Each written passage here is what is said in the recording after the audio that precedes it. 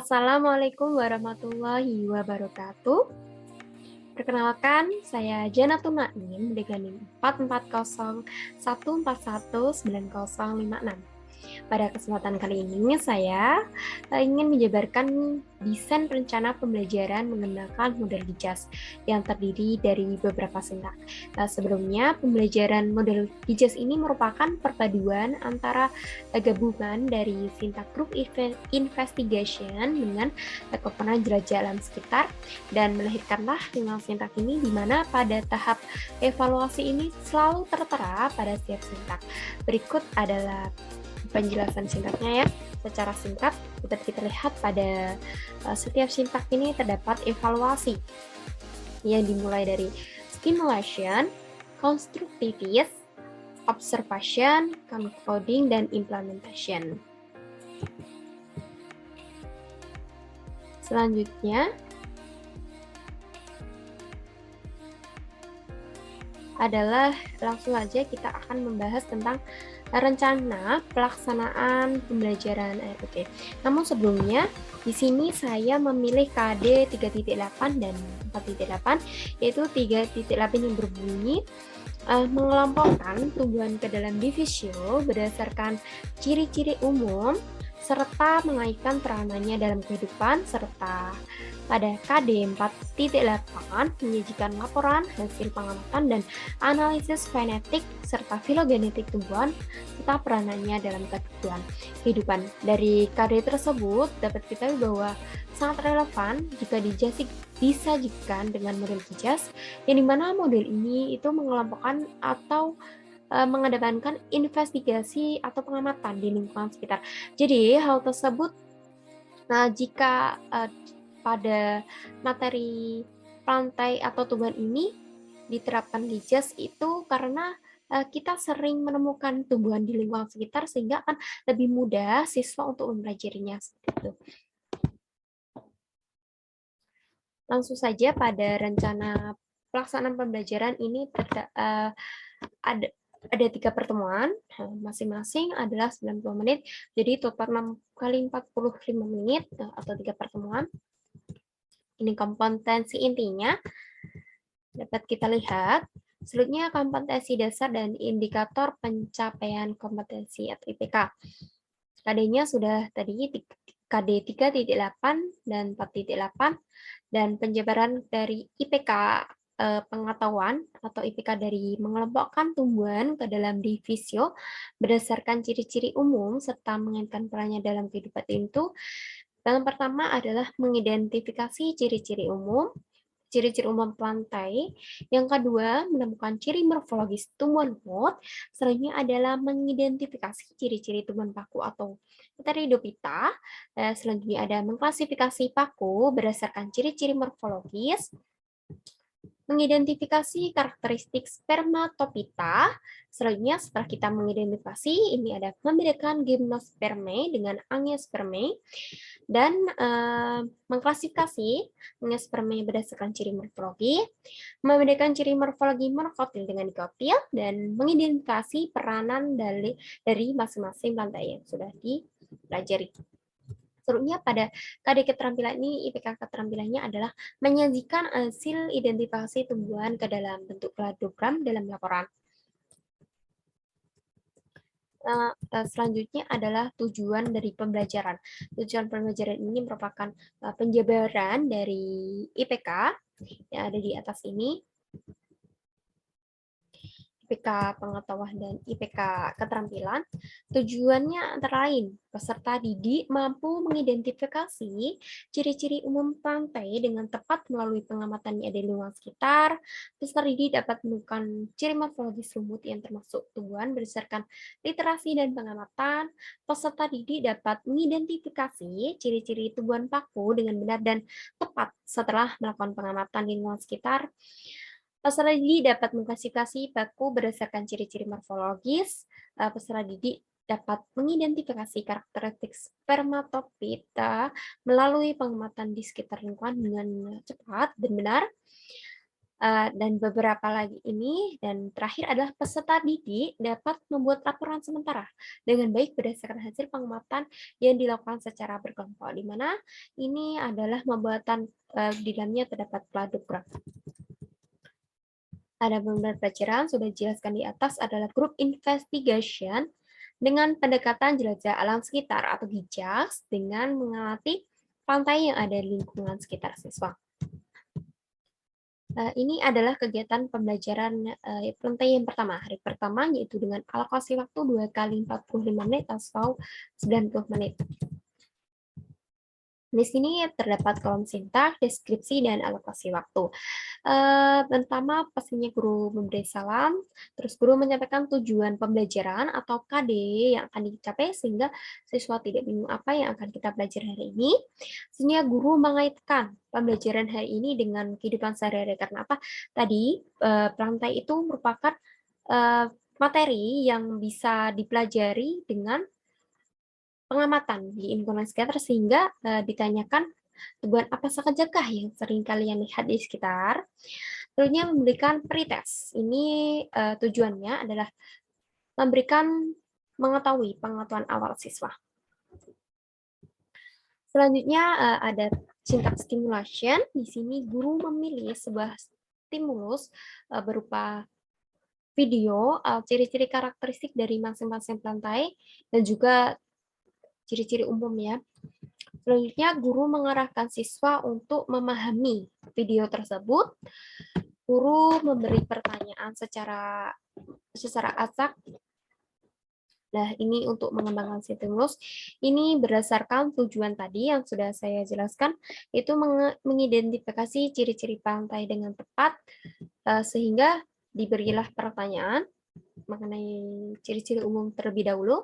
Selanjutnya, siswa secara berkelompok mencatat poin-poin penting dari video pada lembar kerja siswa. Ini adalah bentuk dari evaluasi pada setiap sintaknya. Guru menanyakan secara acak lagi mengenai video yang ditanyakan. Selanjutnya, pada konstruktivis, ini siswa dibagi menjadi beberapa kelompok karena ini merupakan group investigation, jadi dibagi menjadi beberapa kelompok secara heterogen. Guru membagikan bahan ajar dan siswa membacanya, serta guru membimbing. Selanjutnya adalah guru meminta siswa untuk melakukan pengamatan. Siswa melakukan pengamatan tentang ciri-ciri berdasarkan identifikasi pantai yang ditemukan. Hanya di sini guru tidak hanya menyuruh siswa saja. Pada observasi ini, guru memfasilitasi siswa untuk melakukan observasi secara menyenangkan. Siswa menginvestigasi Priophyta ini, pantai lumut, dari buku. Selanjutnya, guru mendatangi per kelompok pada saat observasi sehingga tujuan pembelajaran awal itu dapat tercapai, yaitu peserta didik dapat menemukan morfologis lumut, peserta didik dapat tahu peranannya seperti itu. Selanjutnya, siswa secara berkelompok memahami hasil observasi dan mencatatnya di rubrik pengamatan. Ini ada syntax concluding, ini guru untuk mendiskusikan secara berkelompok mengenai hasil pengamatannya. Siswa berlatih mengumpulkan hipotesis dan melakukan lembar kerja siswa, dan guru mengakses kemampuan siswa atau menarik kesimpulan. Menarik kesimpulan ini jadi untuk mengetahui apakah siswa sudah paham morfologi lumut dan sebagainya, karakteristik. Dan selanjutnya guru mengingatkan kembali penugasan selanjutnya. Pada pertemuan yang kedua, ini sama, alokasi waktu 2 kali 45 menit, yaitu submaterinya Pteridophyta atau pantai. Sama seperti sebelumnya, guru memberi salam, terus menanyakan perbedaannya adalah tidak adanya pretest. Guru menanyakan bagaimana struktur tumbuhan paku. Guru menanyakan secara acak singkat mengenai video sebelumnya, yaitu tumbuhan paku, sehingga peserta didik ini dapat mengidentifikasi ciri-ciri tumbuhan paku. Nanti yang akan diteruskan dengan pengamatan. Terus selanjutnya ada konstruktivis, membagikan bahan ajar. Guru meminta siswa keluar untuk melakukan pengamatan sama seperti sebelumnya. Dan siswa menginvestigasi materi berita, guru mendatangi perkelompok dan menanyakan terkait dengan observasi tersebut, sehingga peserta didik ini dapat mengklasifikasi dari pertanyaan-pertanyaan pancingan dari guru tadi. Siswa secara berkelompok memahami, dan ini ada coding. Guru mendorong siswa untuk mendiskusikan secara berkelompok, sama seperti sebelumnya. Perbedaannya adalah ini materi berita. Selanjutnya guru mengakses kemampuan siswa dalam menarik kesimpulan. Di sini guru juga dapat mengetahui sejauh mana peserta didik dapat mengidentifikasi, mengklasifikasi seperti itu. Pada pertemuan yang terakhir, yaitu pertemuan ketiga, yaitu submateri pantai spermatopita. Ini seperti sebelumnya, guru menyampaikan tujuan pelajaran, guru menyampaikan pelajaran sebelumnya.